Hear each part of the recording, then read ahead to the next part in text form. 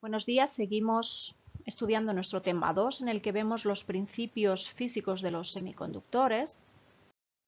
Y dentro del tema 2 estamos ya en el punto 5, en el que vamos a hablar de los portadores y su transporte dentro de un semiconductor, como por tanto el movimiento de los portadores, tanto de los electrones como de los huecos, nos puede dar diferentes tipos de corriente, como puede ser el arrastre, la difusión o las características del transporte o de los fenómenos de generación-recombinación. En este apartado nos vamos a centrar fundamentalmente en el fenómeno de la difusión. La difusión ocurre como consecuencia de que tengamos una no homogeneidad de concentración de portadores. Es lo que nos suele ocurrir cuando nosotros tenemos un perfume abierto en una habitación y al cabo de cierto tiempo el perfume, esas moléculas de perfume, se esparcen por toda la habitación y podemos llegar a oler ese perfume en cualquier punto. Esto es muy típico de materiales gaseosos, pero también ocurre para diferentes moléculas o diferentes partículas, en particular para los electrones y también para los huecos. ¿Qué ocurre? En este caso, como vemos aquí en esta figura, tenemos una serie de bolitas dentro de una caja que aproximadamente están distribuidas de forma homogénea dentro de esa caja, o sea, no hay una zona donde yo pueda decir que hay muchas más bolas que otras. Por tanto, el gradiente, o lo que es lo mismo, la derivada en el tiempo de esas partículas que llamamos n, en este caso, va a ser nulo. Por eso aparece aquí este gradiente n, que es lo mismo que esa derivada en el espacio. De hecho, vamos a imaginarnos que tuviéramos algo que fuera unidimensional, que estuviéramos representando ese número de bolas n frente al espacio x, porque la difusión es un fenómeno espacial. Imaginamos que yo puedo decir que este valor de n se reduce con el espacio. Significará que aquí tengo muchas bolitas y a medida que me voy desplazando hacia la derecha, pues tengo cada vez menos bolitas. Significa, por tanto, en este caso, que la pendiente de esta línea, de esta recta, es negativa, o sea, ese gradiente de n, o lo que es lo mismo la derivada de n con respecto a x, en este caso, tenemos un gradiente negativo. Porque a la izquierda hay muchas, a la derecha hay pocas. Vamos a suponer también a la vez lo contrario. Vamos a imaginar que nosotros tuviéramos que n varía frente a la distancia de esta manera. O sea, aquí cerca de 0 tengo pocas y a medida que me voy yendo hacia la derecha, pues voy teniendo más bolitas. Bien, esto sería un sistema de una dimensión, un sistema unidimensional. En este caso vemos que el gradiente, o sea, la derivada de n con respecto de x, es positivo. Esta pendiente es positiva, esta pendiente, que es ese gradiente, es negativo. Gradiente positivo. Y vamos a pensar qué es lo que ocurriría en estas partículas que yo he puesto aquí como unas bolitas rojas si fueran moléculas de perfume. Bien, en la zona de mi gráfica de la izquierda vemos que tengo muchas bolas y el movimiento de estas bolitas por difusión sería hacia la derecha. La difusión o se difundirían lógicamente desde donde hay muchas, siempre desde donde hay muchas hacia donde hay pocas. Por tanto, la difusión, que va a ser un fenómeno que me va a permitir que la concentración al final sea homogénea, en este caso tiene un sentido hacia la derecha. Y en el otro ejemplo, en el ejemplo que hemos dibujado aquí a la derecha, tenemos muchas en esta zona, en la zona final. Por tanto, el movimiento de estas moléculas o partículas por difusión va a ser en sentido hacia la izquierda.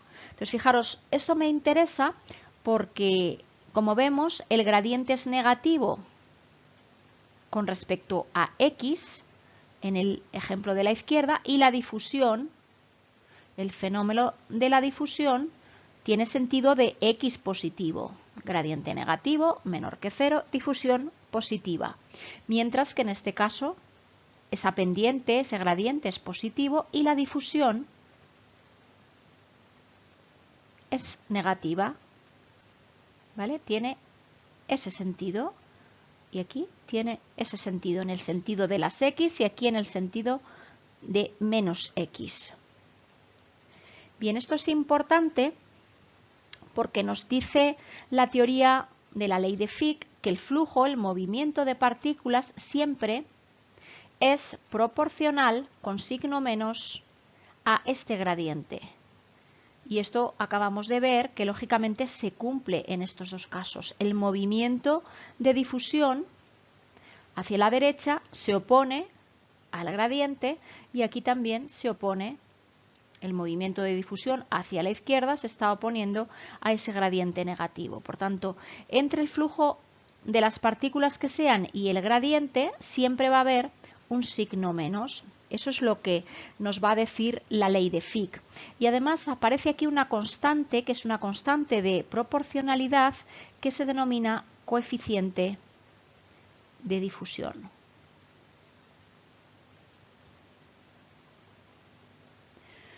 Y por tanto, en el movimiento de partículas, estamos hablando de partículas en general, que pueden ser átomos, pueden ser moléculas, puede ser esa molécula de ese perfume. Fijaros siempre el flujo, el movimiento de las partículas va a ser igual a menos el coeficiente de difusión de las partículas y dependiendo de cómo sea su gradiente. O lo que es lo mismo, si yo comparo un pequeño desequilibrio de partículas o un gran desequilibrio de partículas, n frente a x, lógicamente va a ser mayor f(1) que este f(2), puesto que aquí tengo mucho en la concentración n(1), tengo mucho más gradiente que en la concentración n(2).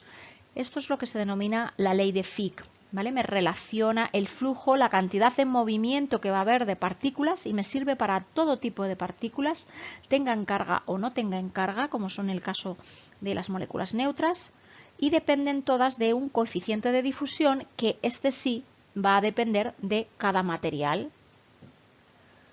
Unos gases u otros tendrán unos coeficientes de difusión mayores o menores. ¿Y de qué va a depender también mucho este coeficiente de difusión? Pues va a depender mucho de la temperatura.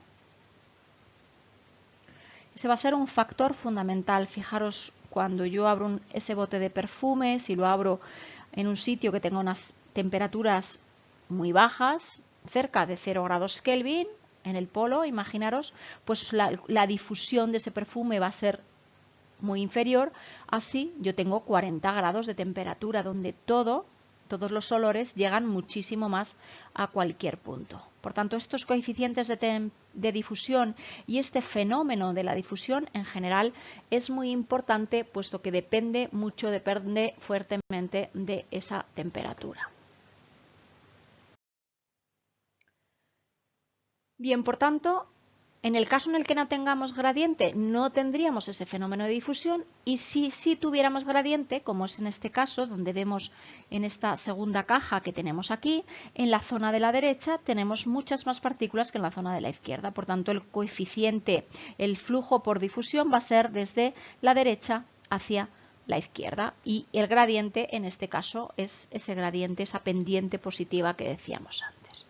Bien, esta ley de Fick es esta que aparece aquí, es la que daría lugar a esas corrientes de difusión que obedecen a esta ley de Fick, donde D, como hemos acabado de aclarar, es el coeficiente de difusión y las unidades del coeficiente de difusión son centímetros cuadrados dividido por segundo. Fijaros, es unas unidades de aceleración. Y n pues va a ser siempre la concentración. En nuestro caso, en electrónica, trabajaremos con una concentración de portadores. Bien, partiendo de esta ley de Fick, se pueden calcular las corrientes de difusión tanto para electrones como para huecos. Fijaros, la corriente de difusión para electrones es esta que nos aparece aquí y la corriente de difusión para huecos es esta que aparece aquí. ¿Qué significan los signos? Fijaros, vamos a volver a repetir ese dibujo que hemos hecho antes y vamos a suponer que ahora lo que tuviéramos son en un lado electrones, pendiente positiva, derivada de n respecto a x mayor que 0 y por tanto el flujo de electrones seguiría hacia x negativos, mientras que aquí vamos a dibujar lo mismo, pero para huecos, que tuviéramos aquí muchos electrones, vamos a dibujarlo como si fueran bolitas macizas, y aquí huecos, bolitas huecas. De nuevo, la difusión, tanto para unos como para otros, va a tener el sentido x negativa en ambos, tanto en electrones derivada de n respecto a la posición como derivada de p de huecos respecto a la posición es mayor que 0, pero cuando yo calculo, acordaros que la corriente siempre digo que tiene el sentido del movimiento de las cargas positivas. Entonces, fijaros, cuando yo tengo un gradiente de huecos y el flujo va hacia la izquierda, la corriente de difusión de huecos también va a ir hacia la izquierda. Y por tanto, sentido contrario al gradiente. Mientras que si yo tengo electrones y los electrones se me mueven hacia la izquierda, la corriente de difusión de electrones tiene el sentido contrario, puesto que tienen carga negativa y por tanto la corriente tiene el mismo signo que el gradiente. Fijaros, corriente de difusión de electrones, exactamente el flujo que hemos calculado antes, pero multiplicamos por menos E o menos Q, la carga del electrón, y por el área, ¿vale? Que es lo que necesitamos para pasar de flujo a corriente. Mientras que corrientes de difusión de huecos tienen el mismo sentido que el flujo y por tanto sentido contrario al gradiente, y por tanto si este es mi gradiente, aquí en la corriente de difusión para huecos debo mantener ese signo menos. Bien, recopilamos y vemos qué significan estos signos. El signo indica que la corriente de difusión de huecos es opuesta a su gradiente, como acabamos de demostrar aquí, gradiente positivo, corriente de difusión de huecos negativa. Y por tanto, si tuviéramos un mismo gradiente de concentración de electrones y huecos, fijaros, aquí tenemos el mismo gradiente de electrones y de huecos, provoca difusión en igual sentido. El flujo, la difusión es en el mismo sentido, pero corrientes de signo contrario, porque tenemos que añadir el signo de la carga para los electrones.